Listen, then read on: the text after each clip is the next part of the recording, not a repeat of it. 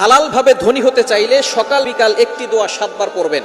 এটা আমার কথা নয়, নবীজি সাল্লাল্লাহু আলাইহি সাল্লাম নিজে জানিয়ে দিয়েছেন। আবু দাউদ শরীফের 1555 নম্বর হাদিস, খুবই চমৎকার একটি হাদিস। নবীজি সাল্লাল্লাহু আলাইহি সাল্লাম একটি দোয়া শিক্ষা দিয়েছেন, যে দোয়ার মাধ্যমে একজন সাহাবী ধনী হয়েছেন।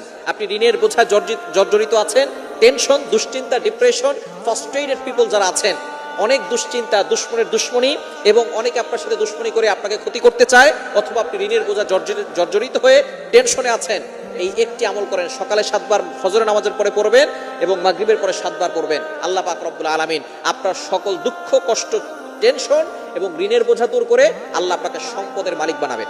এটা নবী সাল্লাল্লাহু আলাইহি ওয়াসাল্লাম নিজে বলে দিয়েছেন। আবু সাঈদ খুদরি রাদিয়াল্লাহু তাআলা থেকে হাদিসটি এসেছে, একবার নবীজি সাল্লাল্লাহু আলাইহি সাল্লাম মসজিদ নববীর পাশ দিয়ে হেঁটে যাচ্ছেন। এমন সময় দেখেন আবু উমামা রাদিয়াল্লাহু তাআলা আনহু তিনি মসজিদে বসে বসে জিকির করতেছেন, আল্লাহর ইবাদত করতেছেন। নবীজি সাল্লাল্লাহু আলাইহি সাল্লাম ডাক দিয়ে বললেন, ইয়া আবা উমামা, ও আবু উমামা, তুমি এখন মসজিদে কেন? এখন তো নামাজের সময় নয়। আবু উমামা রাদিয়াল্লাহু তাআলা আনহু দাঁড়িয়ে বললেন, ইয়া রাসূলুল্লাহ, ইয়া হাবিবাল্লাহ, দুশ্চিন্তা, ঋণের বোঝা, টেনশন, এগুলো আমাকে মসজিদে নিয়ে আসছে। সাহাবায়ে কেরাম যখনই টেনশনে পড়ে যেতেন তখন তারা মসজিদে চলে আসতেন, আর আমরা টেনশনে পড়ে গেলে, দুশ্চিন্তায় পড়ে গেলে আমরা মসজিদে নামাজ পড়তে যাই না, আরো মসজিদ থেকে বের হয়ে যায়, এমপির কাছে যায়, মন্ত্রীর কাছে যায়, মিনিস্টারের কাছে যায়। না না, বিপদে পড়ে, যখনই আপনি বিপদে পড়ে যাবেন সাথে সাথে আল্লাহর কাছে হাজির হয়ে যাবেন, আল্লাহ তাআলা সকল বিপদ থেকে আপনাকে উদ্ধার করে দিবেন।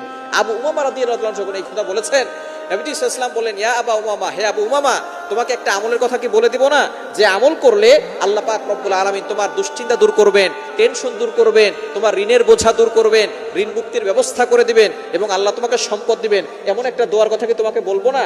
তখন সাহাবী বলেন, ইয়া রাসূলুল্লাহ, তাড়াতাড়ি বলেন, সেই দোয়াটার জন্যই তো আমি এখানে হাজির হয়ে গেছি। এবার রাসূল সাল্লাল্লাহু আলাইহি ওয়াসাল্লাম বলেছেন যে তুমি একটা দোয়া পড়বে, এই দোয়াটা ফজরের পরে 7 বার, মাগরিবের পরে 7 বার। এই সাহাবী আবু উমামা রাদিয়াল্লাহু তাআলা তিনি এই দোয়াটা করেছেন। কিছুদিন পরে নবীজি সাল্লাল্লাহু আলাইহি ওয়াসাল্লামের জন্য হাদিয়া নিয়ে আসছেন এবং বলছেন, ইয়া রাসূলুল্লাহ, আপনার এই দোয়ার আমল করে আমি ঋণ মুক্তির ব্যবস্থা করেছি, আল্লাহ পাক রব্বুল আলামিন করে দিয়েছেন, এবং আল্লাহ পাক রব্বুল আলামিন আমাকে সম্পদশালী বানিয়েছেন, আমি নিজে আপনার জন্য কিছু হাদিয়া নিয়ে আসছি। দোয়াটি হচ্ছে, আল্লাহুম্মা ইন্নী আউযু বিকা মিনাল হাম্মি ওয়াল হুজনি ওয়া আউযু বিকা মিনাল আজাজি ওয়াল কাসালি ওয়া আউযু বিকা মিনাল জুবনি ওয়াল বুখলি ওয়া আউযু বিকা মিন গলাবাতিদ দাইনি ওয়া কাহরির রিজাল। এটা বুখারী শরীফের ভিতরে একটা অন্য রায়াত আছে, আবু দাউদ শরীফের ভিতরে আসছে। আমি আবু দাউদের রিওয়ায়াতটি বলেছি। এটা আপনি আমল করবেন ফজরের পরে 7 বার, মাগরিবের পরে 7 বার। একই সাথে করলে দুশ্চিন্তা, ঋণের বোঝা, টেনশন, সকল ধরনের দুশ্চিন্তা থেকে, অভাব থেকে আল্লাহ তাআলা দূর করে আল্লাহ আপনাকে সম্পদশালী বানিয়ে দিবেন।